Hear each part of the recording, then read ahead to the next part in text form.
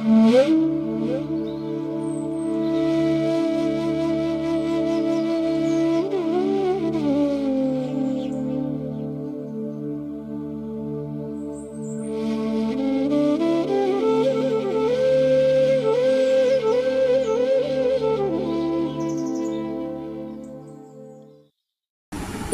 জননীং শারদাং দেবীং রামকৃষ্ণং জগদ্গুরুং পাদপদ্মে তয়ো শ্রুত্বা প্রণমামি মুহুর্মুহ। নমস্কার। শ্রী শ্রী ঠাকুর, শ্রী শ্রী মা এবং স্বামীজি মহারাজের রাতুল চরণে ভুলুণ্ঠিত প্রণাম জানাই। প্রাণারাম বাংলা ইউটিউব চ্যানেলে সম্প্রচারিত সৎকথায় প্রতিদিনের মনন, এই ধারাবাহিক অনুধ্যানে আজকে স্মরণ মনন করব যে ঠাকুর ৮ রকম ভক্তির কথা বলেছেন সেইটি নিয়ে।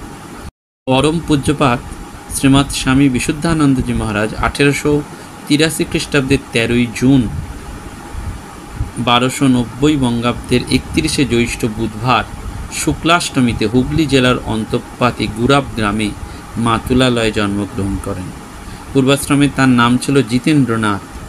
তার পিতা ছিলেন হেমচন্দ্র সিংহ রায়, মাতা কিরণবালা দেবী। বাল্যকালেই বাবা মাকে হারান এবং ধর্মপ্রাণা মাতামহী কুলবালা মল্লিকের কাছে বর্ধিত হন। পরবর্তীকালে তিনি বলছেন যে দিদিমা সাদিকা ছিলেন, যে পটে তিনি মা কালীর নিত্য পুজো করতেন তা জাগ্রত ছিলেন বলেই মনে হয়।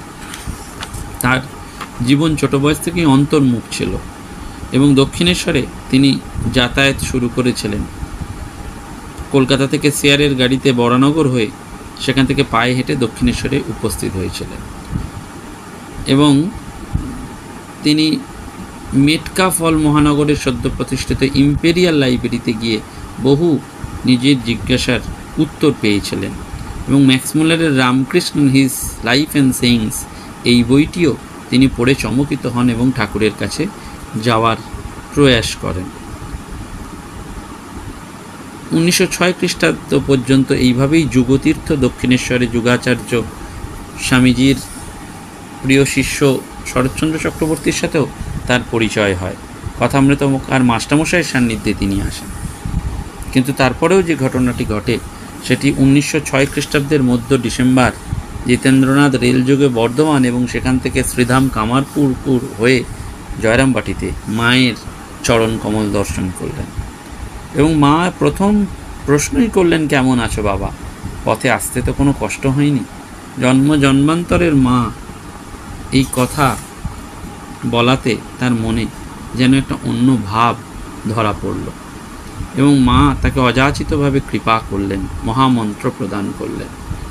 শ্রী মা স্বহস্তে পরবর্তীকালে তাদের গৈরিক বস্ত্র প্রদান করে বলেছিলেন, ঠাকুর তুমি এদের সন্ন্যাস রক্ষা করো, পাহাড় পর্বতে বনে জঙ্গলে যেখানে থাকুক এদের দুটি খেতে দিও। এটা 1907 খ্রিস্টাব্দের 19শে জুলাইয়ের ঘটনা।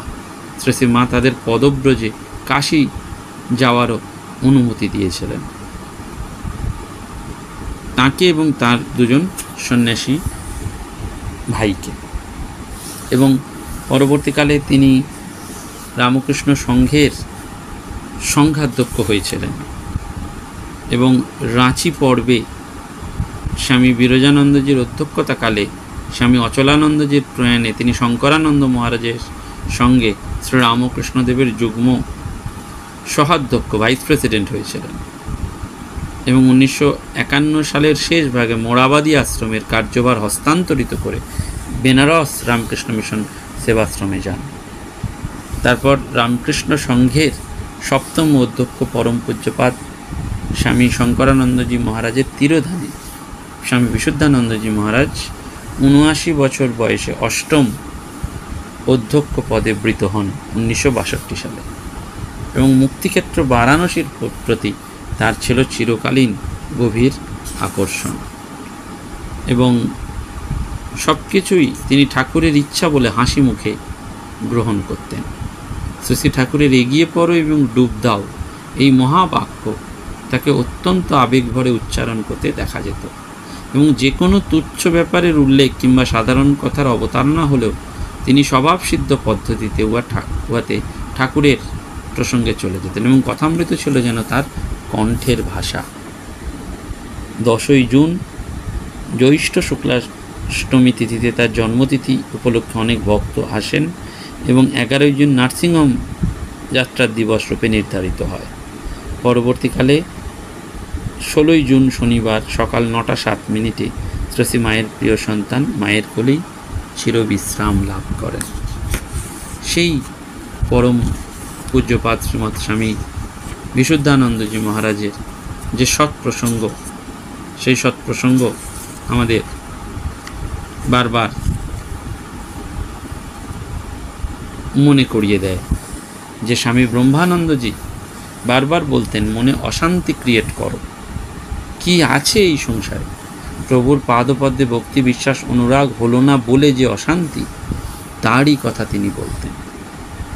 টাকা কড়ি হলো না, বিষয় বাসনা মিটল না, এই নিয়ে অশান্তি।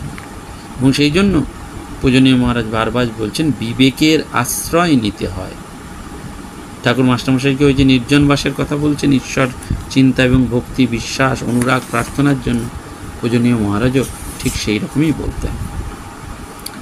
9 এপ্রিল 1954 পরম পূজ্যপাদ শ্রীমৎ স্বামী বিশুদ্ধানন্দজি মহারাজ প্রসঙ্গে বলছেন যে যারা ভগবানকে আশ্রয় করে কর্ম করে, আশ্রয়কে না করে কর্ম করে, তারা আমিত্বের সেবা করে, ভগবানের নয়। সেজন্য বৃন্দাবনে গোপীদের শুদ্ধা ভক্তির উপদেশ দিলেন। তারা সংসারে আছেন, ভগবানকেও চান। কারণ ভাগবতে শ্রীকৃষ্ণ উদ্ধবকে মানব কল্যাণের জন্য অধিকারী বেদে 3টি পথের কথা নির্দেশ দিয়েছেন: কর্মযোগ, ভক্তিযোগ এবং জ্ঞানযোগ। কেন অধিকারী? না, ঠাকুর ছোট্ট কথায় বলছেন, বাড়িতে মা ছেলে মা নানান রকম তরকারি করে ছেলেদের খাওয়ান, যার পেটে যেমন সয় আর যার যেমন রুচি। সেজন্য শ্রী ভগবানও সেই যুদ্ধক্ষেত্রে বলছেন, তুমি কর্মযোগের অধিকারী, তুমি আমাকে আশ্রয় করে কর্ম করো। শ্রেয় লাভ, সেই শ্রেয় লাভের 3য় পথ হচ্ছে জ্ঞানযোগ, জ্ঞানের পথ। অর্থাৎ ওই যে 3টি পথ, কর্মযোগ, ভক্তিযোগ এবং জ্ঞানযোগ। ঠাকুর 8 রকম ভক্তির কথা বললেন: জ্ঞান ভক্তি, বৈধি ভক্তি, প্রেমা ভক্তি, বিজ্ঞান ভক্তি, শুদ্ধা ভক্তি, অহেতুকী ভক্তি, উর্জিতা ভক্তি এবং মধুরা ভক্তি। জ্ঞান ভক্তি কি না, শ্রী ভগবান আছেন আর আমি তার সন্তান বা দাস, এইটি শাস্ত্রগ্রন্থ থেকে বা শ্রী গুরুমুখে জেনে নিয়ে এইভাবে এই বিশ্বাসে প্রতিষ্ঠিত হয়ে তার আরাধনা। অনেকের আপত্তি থাকে অন্ধবিশ্বাসে, কিন্তু অন্ধবিশ্বাস বলে কোনো জিনিস নেই। বিশ্বাসের চোখ আবার কে কবে দেখেছে? একজন বিলেতে গিয়ে রাজাকে দেখে এসে বলল যে রাজাকে দর্শন করেছি, আমি তার কাছে শুনে বিশ্বাস করলুম, এই হচ্ছে জ্ঞান। একজন দুধ থেকে মাখন তুলে বলল দুধে মাখন আছে, তার কথা শুনে বিশ্বাস করল। মা ছেলেকে বললেন, ইনি তোর বাবা। ছেলে মার কথায় বিশ্বাস স্থাপন করল। এই বিশ্বাস, এর আর অন্ধত্ব কোথায়? বিশ্বাস আছে বলেই আমরা নাপিতের কাছে গলাটা বাড়ি। এটি হচ্ছে জ্ঞান ভক্তি। অর্থাৎ ভগবান লাভের জন্য গুরু বাক্যে বা শাস্ত্র উপদেশে এইরকম বিশ্বাস স্থাপন করতে হয়।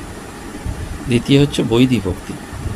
কত হাজার জপ করতে হবে, তীর্থ দর্শন করতে হবে, পুরস্চরণ করতে হবে, ব্রাহ্মণ ভোজন করাতে হবে। বৈধি বা বিধিবাদীয় ভক্তি আচরণ করতে করতেও ভগবানের ওপর ভালোবাসা হয়। তৃতীয় হচ্ছে প্রেমা ভক্তি। এই ভক্তিতেই ভগবান লাভ হয়। বৈধি ভক্তির গণ্ডি না পেরোলে প্রেমা ভক্তিতে প্রবেশ হয় না। যেমন বাতাস উঠল, তখন আর হাত পাখার দরকার নেই। বাতাস ওঠা মানেই রাগাত্মিকা ভক্তি। এই ভক্তি এলে আর বিধিনিষেধের দরকার নেই। যেমন ধান কাটা হয়ে গেলে গ্রামান্তরে পৌঁছানোর জন্য আর আল ঘুরে ঘুরে যেতে হয় না, তখন সোজা পথ। এই বিষয়ের ওপর যে ভালোবাসা, আমি আমার যে ভাব, সেটা কোটি জন্মের সংস্কার আমাদের টেনে রেখেছে। এ বড় কঠিন।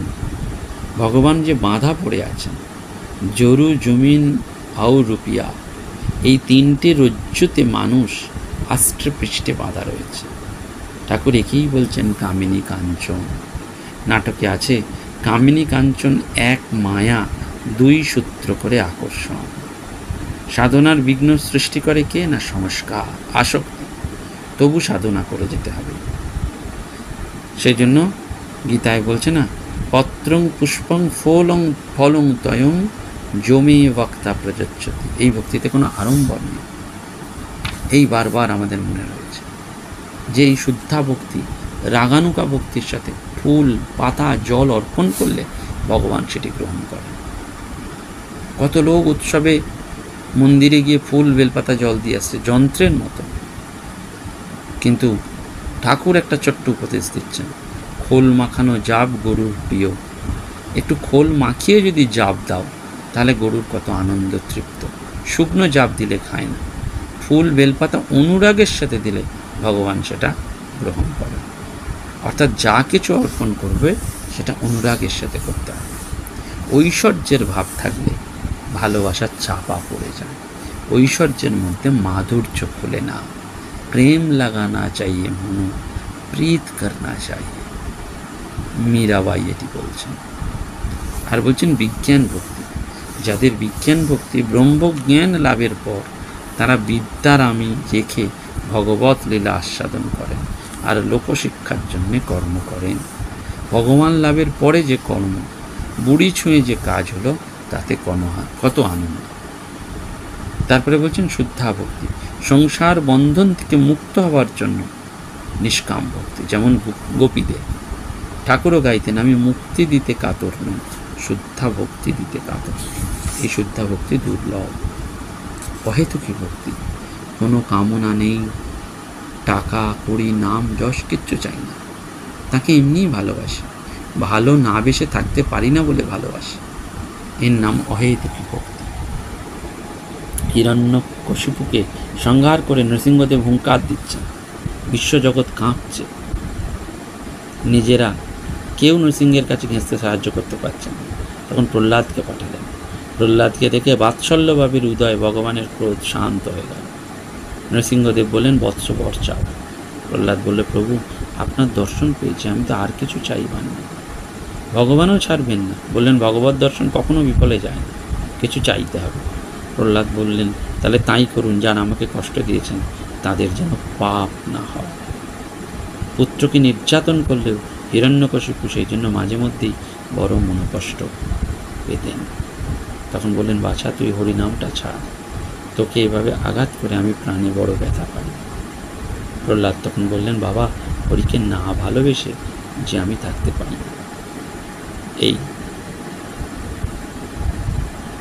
অর্থাৎ হিমালয়ের অপার সৌন্দর্য আমাদের মন প্রাণ ভরে দেয়, চোখ ফেরাতে ইচ্ছা হয় না, অথচ হিমগিরি আমাদের কাছে কোনো প্রতিদান চায় না।